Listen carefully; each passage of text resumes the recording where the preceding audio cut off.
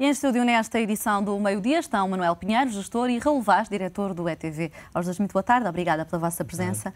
Manuel Pinheiro, a detenção de Strauss-Kahn, sendo que tem sido um homem que tem estado muito presente na negociação dos resgates, tanto da Grécia como da Irlanda, vem fazer alguma diferença ao resgate a Portugal? Não vai fazer uma diferença de substância.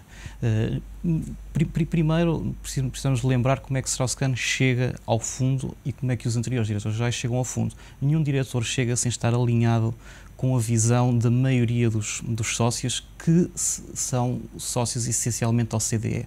São os países da OCDE, partilham uma visão, arranjam um candidato que partilhe da sua visão, e aí vai ele. Strauss-Kahn não foi, deste ponto de vista, revolucionário em relação à visão genérica do FMI, nem em relação às práticas recentes do FMI. Portanto, foi uma solução de continuidade que estava já na fase final, porque ele seria substituído já dentro de poucos meses. Tudo aquilo que era estruturante mas em relação a nós... Mas afeta a credibilidade da instituição? Isso afeta com certeza.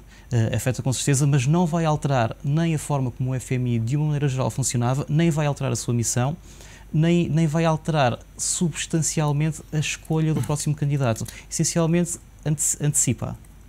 Raul, do ponto de vista da política interna em França, Strauss-Kahn está descredibilizado?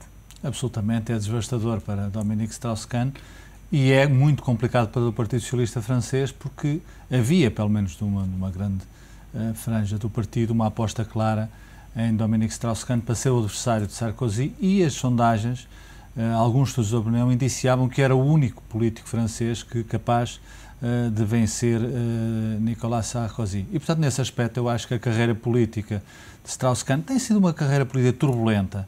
É um homem dito muito inteligente, muito eficaz, mas também com aquele que se diz pico de esquerda caviar, que tem pigmentado a sua carreira política, e, portanto, há antecedentes desta natureza. Sim, que, obviamente, naquela versão que também corre, que isto poderá ter sido uma grande montagem, não se sabe de quem, se for uma montagem...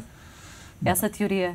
Bom, hoje em dia, no mundo, é possível fazer muita coisa e, portanto, não quero afastar liminarmente, até porque não tenho, obviamente, conhecimentos, informações a esse nível para isso, de que isto poderá ter sido ou não uma montagem. Agora, é evidente que me parece difícil, porque... E não é a primeira vez que Strauss-Kahn se vê envolvido em situações polémicas. Ele já se foi obrigado a admitir-se do cargo de Ministro das Finanças, entretanto também foi investigado por manter uma relação com uma mulher do staff do FMI. Tudo isto não chegou à barra do Tribunal, mas agora este caso chegará. Porque Strauss-Kahn terá, se isto é verdade, terá tido um pequeno azar determinante neste assunto. É que estava em Nova Iorque, nos Estados Unidos, e se estivesse em França, digo eu, talvez nada disto, ou pelo menos não viesse a lume como veio, nem tivesse este efeito imediato, ou seja, a detenção. Exatamente, a detenção num avião quando partia para Paris. Portanto, os Estados Unidos é um país muito puritano nesse aspecto. Em qualquer denúncia desta natureza cria problemas a quem é denunciado, seja ou não inocente. Há, obviamente, neste caso, como em todos os casos, o princípio da presunção de inocência. Isto deve ter sido tido em conta. Agora, é evidente, Strauss-Kahn seria provavelmente candidato às eleições francesas de 2012, estamos em 2011, e é evidente que não há qualquer espécie de tempo para recuperar de um desgaste deste género. Manuel Pinheiro, agora à frente do FMI está, temporariamente ou não, John Lipsky, mas quem vai estar no Eurogrupo é a diretora-geral adjunta, que não é, pelo menos, tão mediática quanto Strauss-Kahn ou John Lipsky. Será que, perante a oposição de muitos líderes europeus a esta renegociação de um novo pacote de ajuda à Grécia, sendo que era Strauss-Kahn um dos grandes defensores, estará esta ajuda condicionada ou será mais difícil com a ausência de Strauss-Kahn? Eu penso que é mais difícil forçar alguma espécie de decisão se essa decisão não for forte dentro do próprio FMI. Se houvesse um consenso, como tudo indica que existia no FMI, em relação às posições que têm vindo a ser assumidas, então a retirada de um peão ou de outro peão, mesmo que seja aquele mais importante, não é determinante, porque não é o que faz desequilibrar para uma solução ou para outra. Se fosse ele o efeito desequilibrador no meio de todo este xadrez depois político intra-FMI, aí sim poderia fazer alguma diferença.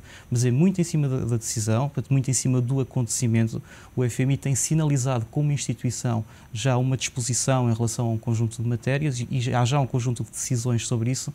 Então não há margem, pelo menos a curto prazo, para uma alteração daquilo que tem sido toda a tendência FMI no processo. E não há uma diferença de pesos consoante a pessoa que encabeça a organização, na sua opinião? Não é indiferente, mas o que é estruturante neste caso salvo seja, os acionistas.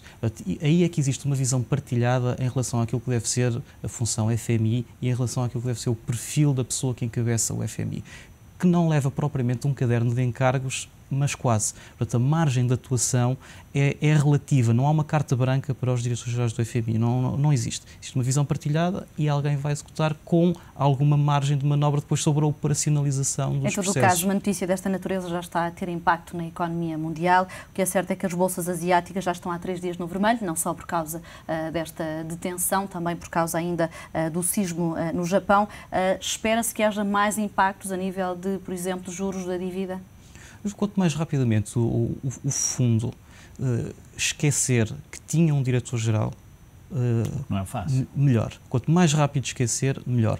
Muito rapidamente a pessoa que era número 2 assumir muito rapidamente a transição e eventualmente seria, e não sei se vai ser possível fazê-lo, antecipar a entrada daquele que seria o sucessor, sucessora do atual, da pessoa que estava à frente do FMI. Isso seria o cenário desejável, porque era muito importante ter uma cara que se pudesse comprometer já com alguma longevidade e que tivesse uma autoridade reconhecida. Essa autoridade reconhecida não é tão fácil a curto prazo, embora institucionalmente ela exista. Pronto, mas é difícil porque as pessoas não sabem exatamente qual é que é a força, maior ou menor, sendo americana, apostaria-se em maior do que propriamente menor relativamente a um conjunto de decisões.